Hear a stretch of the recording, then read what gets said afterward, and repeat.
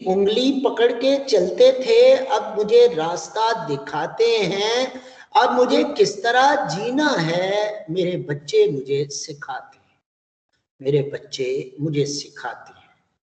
एक और शेर सुनिएगा। वो लफ्ज ढूंढ रहा था लरजते होंठों से, वो लफ्ज ढूंढ रहा था लरजते होंठों से, ज़ईफ बाप ने बेटे से बात करनी थी, ज़ईफ बाप ने बेटे से बात करनी थी।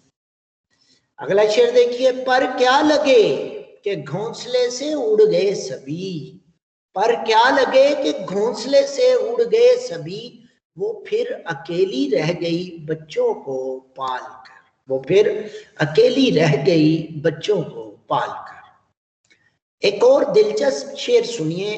सन्नाटा सन्नाटा छा गया बंटवारे के किस्से में, सन्नाटा छा गया बंटवारे के किस्से में, जब माँ ने पूछा मैं हूं किसके हिस्से में, जब माँ ने पूछा मैं हूं किसके हिस्से में। जिस अलावा एक और शेर। हर मुश्किल आसान होती है जिंदा जब तक माँ होती है, जिंदा जब तक माँ होती है।